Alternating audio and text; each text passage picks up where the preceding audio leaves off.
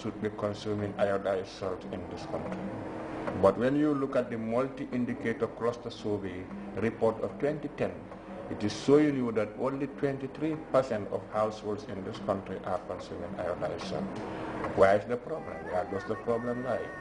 In the Gambia, we don't produce enough salt to feed to satisfy the whole nation. It's only about 10% of the salt that we produce, that we consume, is produced in the Gambia. The rest comes from Senegal.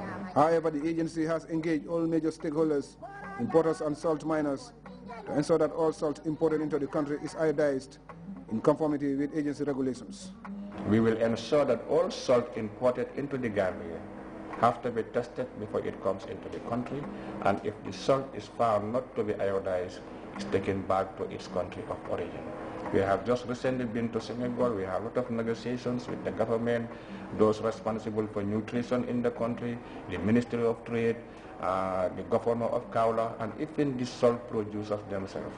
And they assure us now that as from now, they will ensure too that any salt that is being exported from Senegal to the Gambia will be accompanied by a certificate of origin, testifying that this salt was produced in this particular part of Senegal, it has been iodized and can freely enter the market in the Gambia. To further reinforce this message, the agency works with the Ministry of Basic and Secondary Education to teach children the benefits and importance of iodine, especially in the development of the brain, raising IQ and ensuring healthy growth and development. The agency also plans to introduce nutrition education in the school curriculum.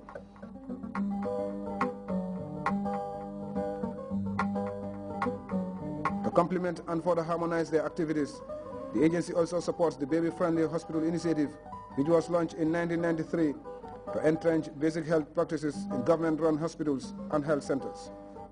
Mary Barry, a nurse at the AFPRC General Hospital in Farafenni, is one of the pioneers of the initiative. We have developed a policy that we have written, and all people in the hospital knows that this is a baby-friendly hospital. Even the orderlies, the drivers, the nurses, everybody is aware. Even the community, the TBS, they are all trained.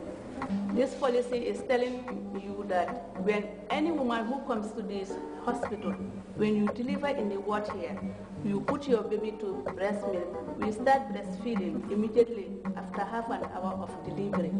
And we don't allow any advertisement of breast milk substitute other than breast milk. And there will be no pacifiers, no artificial threats.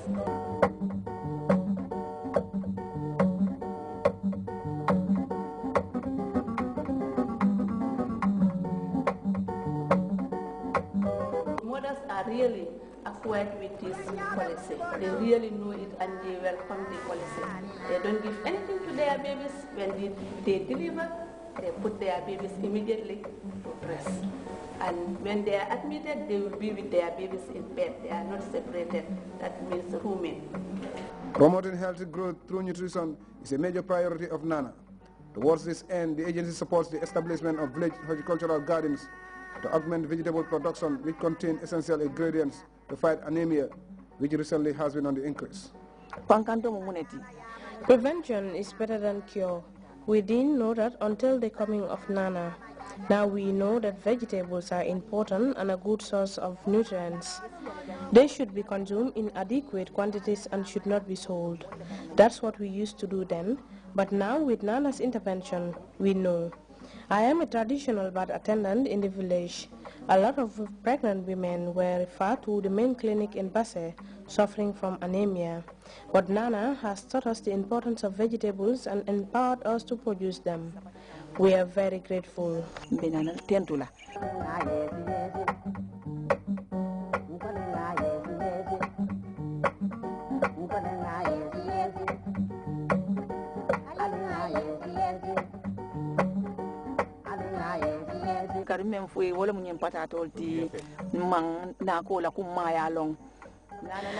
didn't know the importance of horticultural garden, but Nana gave us seeds of different vegetables, garden egg, cabbage, onions, carrots, cucumber, and many others.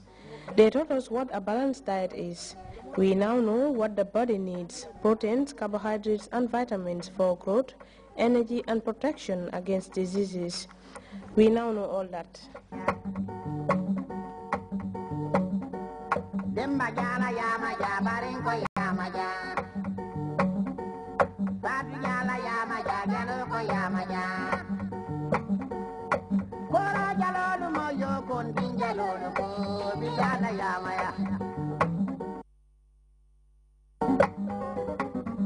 All these activities are geared towards achieving a healthy and well-fed population as enshrined in the country's development blueprints and the Millennium Development Goals.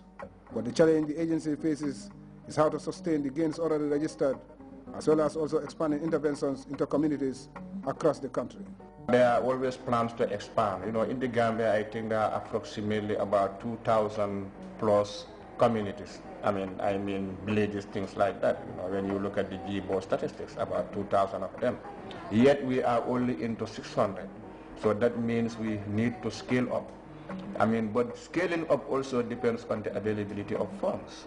And this is exactly what the agency is doing. During the last 2 years, we were able to get a grant from the World Bank to the tune of $3 million.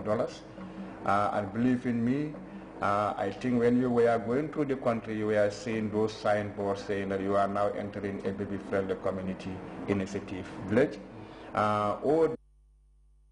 The bulk of the money was spent, in trying to strengthen those communities that already existed and the ones that were and then establish new ones.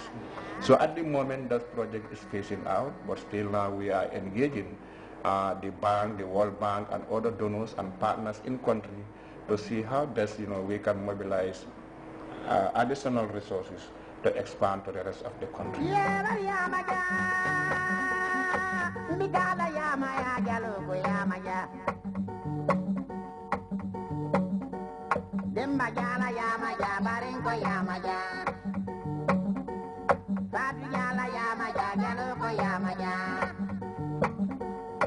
Kora jalolu mo yo kon tinjalo ko bi jala ya maya.